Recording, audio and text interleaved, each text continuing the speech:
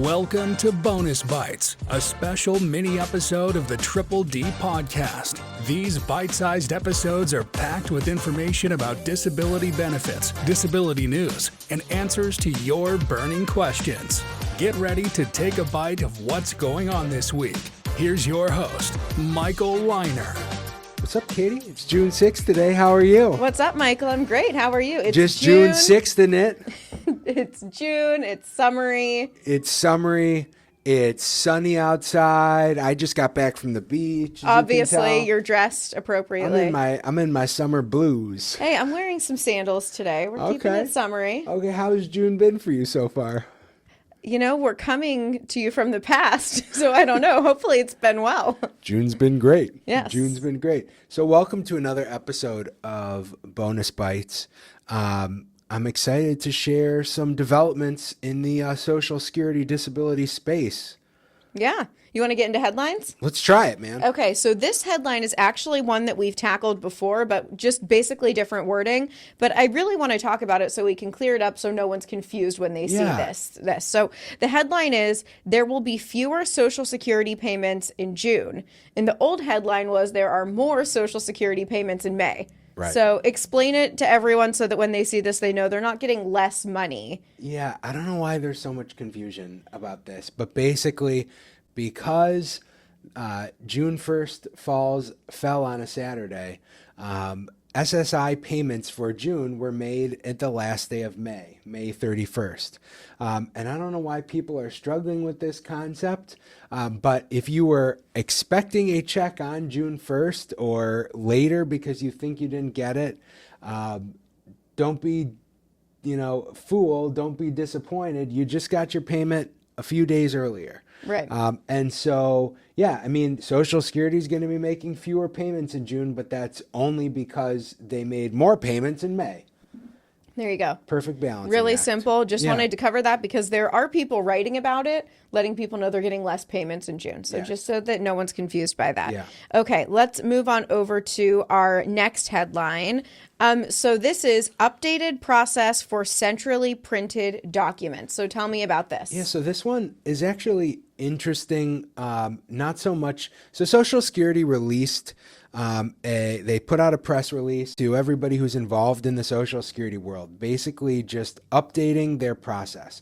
The process when you would receive mail from Social Security, for as long as I've been doing this, is they would date a letter 3 days after they actually authored it. The purpose for doing that is because they figure that it takes a period of time between when they draft a letter and when it leaves their printer, because you might get a letter from the Cleveland, Ohio hearing office, but that letter isn't sent from Cleveland, Ohio. It's sent from a central mail processing center, which is, I don't even know where it is. Let's just call it St. Louis, Missouri, middle of the country.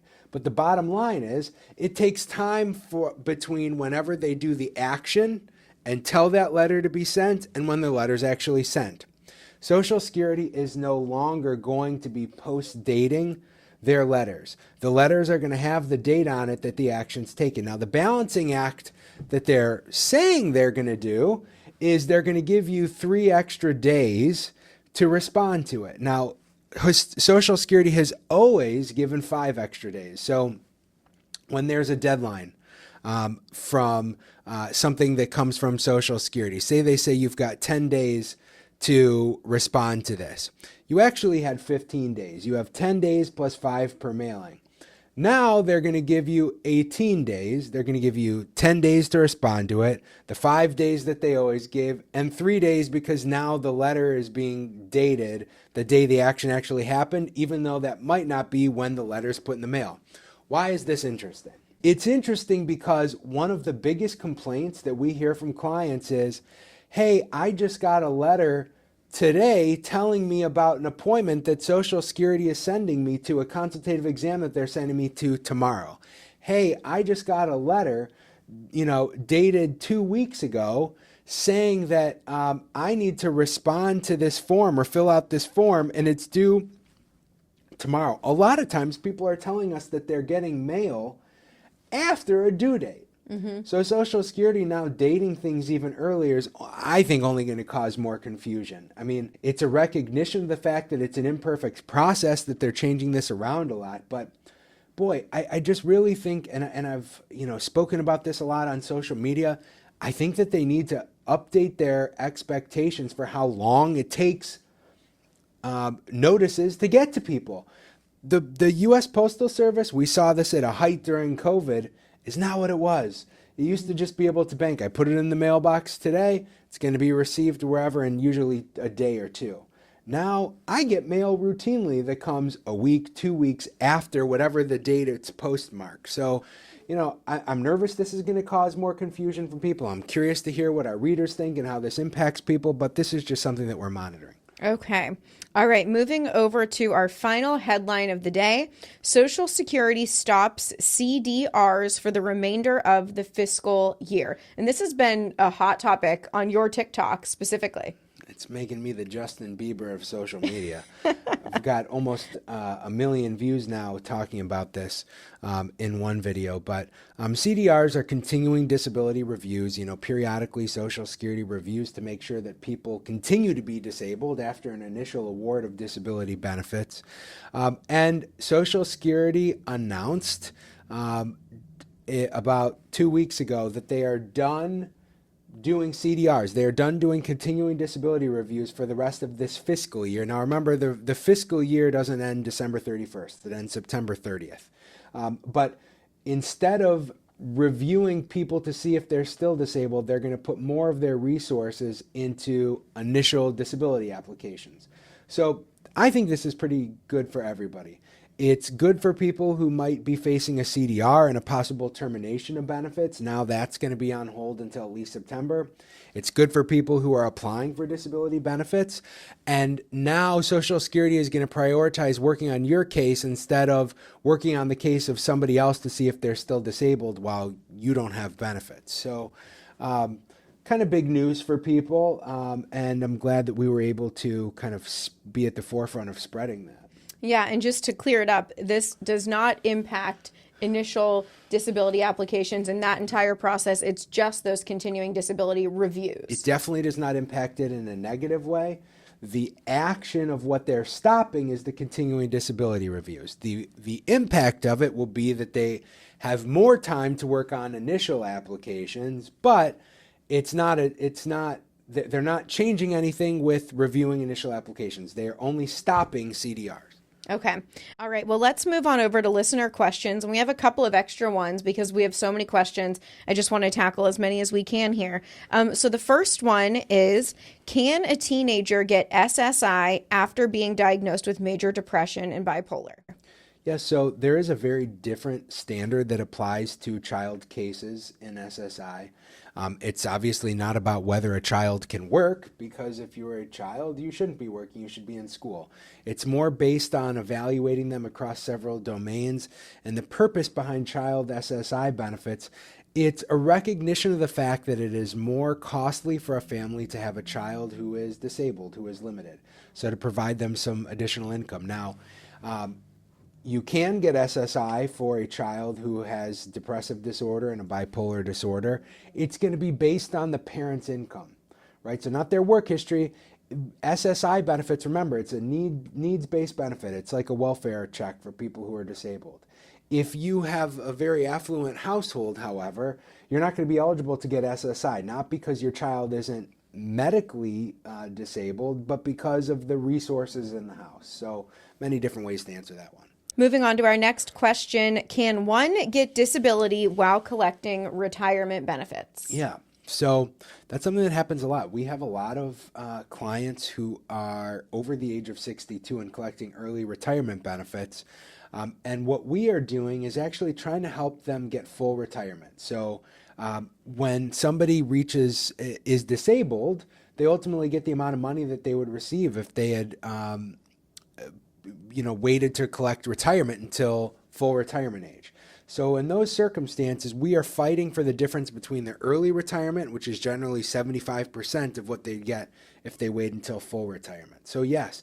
Now, you're really not receiving both. You're not going to be receiving disability and retirement.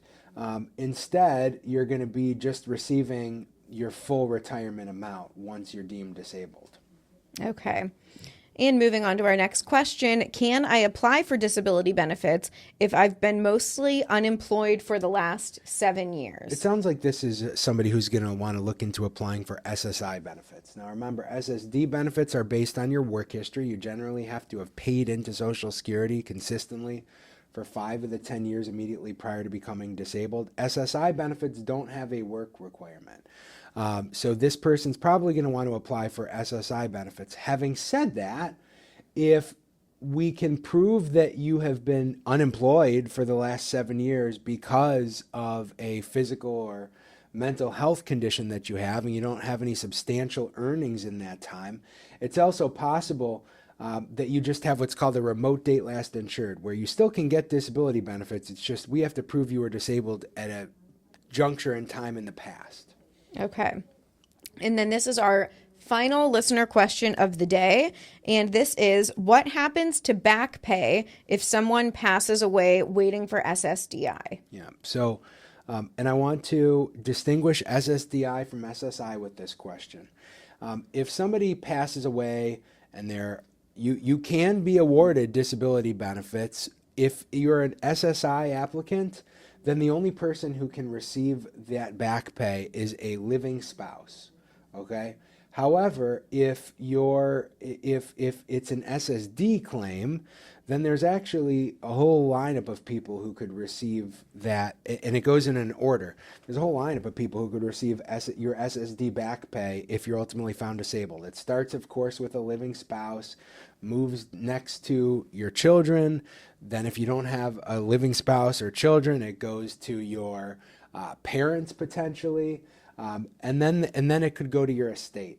So there's a host of different people or entities that could get paid and receive back pay if you're awarded disability benefits posthumously. All right. Well, that's it for our listener questions. A lot of those were taken from your TikTok, which is at Backwards Hat Barrister. Some were sent into our website. So make sure that you're following Michael on TikTok. If you would rather submit those on our website, you just have to visit linerlegal.com, click on community, and then the Triple D podcast page. There's a really simple form for everyone to fill out there. Yeah. And also in the YouTube comments, I'm always monitoring those as well, taking questions from there. So if you have any questions about disability benefits, make sure that you drop them here because you're more than happy to answer. I am. Check me out. All right. Okay, so before we wrap this up, I want to chat about our episode that we have coming out next week. This is with Apex Dermatology. Tell me a little bit about the conversation. So this is a cool conversation. This month is HS Awareness Month, hidradenitis suppurativa. We've talked a lot about this. I don't think on Bonus Bytes, but in other, on social media accounts, and some other videos that we've shot. Hidradenitis suppurativa is a skin condition which can really have a negative impact on somebody's functioning. It can impact your ability to use your hands and arms, can impact your ability to stand and walk depending on where abscesses that it causes form in your body. So we wanted to make people more aware of it, especially because what we have found is that it just goes underreported in disability claims, even though it can really be disabling. So we had a great guest from Apex Dermatology who came on, and we talked about HS, some of the research that's being done to make a better future, what it is, and I'm really hoping people affected by it tune in. Absolutely. And this week, actually, when this episode is being released, is HS Awareness Week. Oh, okay, so great. We have a lot of resources up for anyone that's interested in that, but really great episode with Apex Dermatology and Marlise from there. So make sure that you guys tune in, and we will see you next week. Take care, everybody. Thanks for listening to Bonus Bytes, a mini episode of the Triple D podcast. Rate, review, and subscribe, and tune in next week for more disability news and headlines.